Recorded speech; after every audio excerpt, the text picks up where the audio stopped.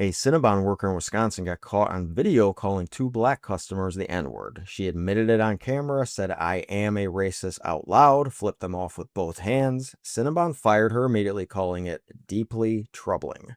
And now she's raised $130,000 on a Christian crowdfunding site.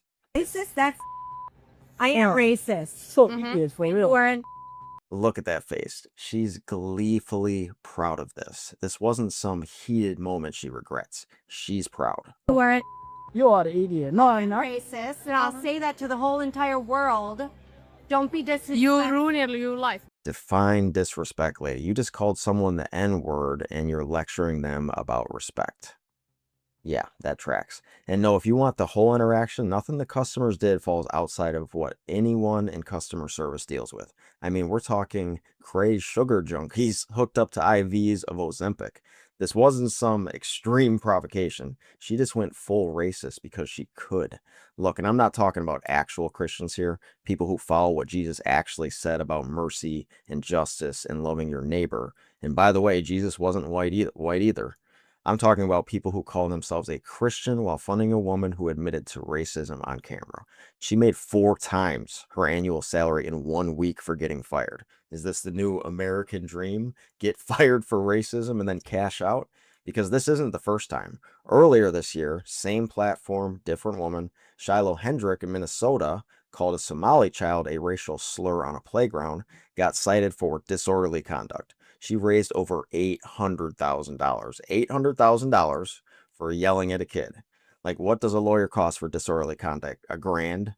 Her attorney's probably billing $100,000 to milk this, and she's pocketing $700,000 for calling a child a slur. So what's to stop the next person from being more racist to raise more money? We're turning bigotry into a business model.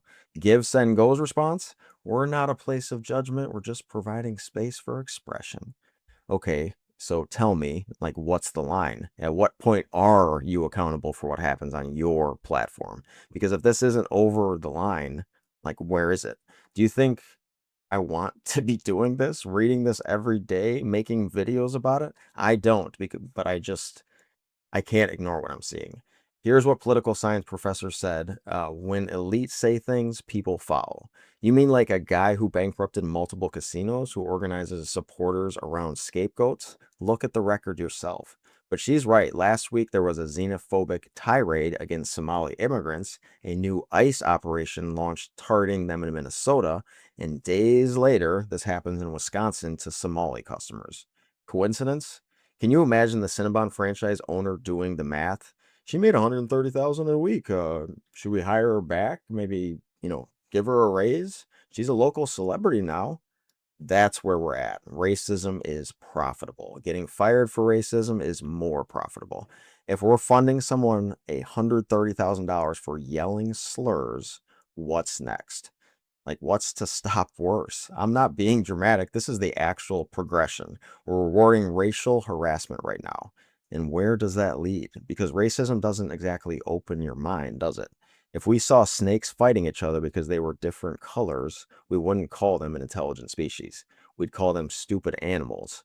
Come on, you know deep down that this is right. If you actually read the New Testament, that's where Jesus explains the religion that you claim to follow. And funding someone who admitted to racism, that's not mercy, that's not justice, that's the opposite of everything he taught. Someone showed America that shamelessness pays. Now everyone's learning. Create enough chaos, maybe you get to call a national emergency. Completely suspend the things that hold power accountable. So call this out when you see it. Don't let people frame bigotry as free speech persecution. Support actual accountability. Make sure anti-discrimination policies get enforced. Because if we keep rewarding people for saying the quiet part out loud, they're gonna keep saying it, and they're gonna keep getting paid for it.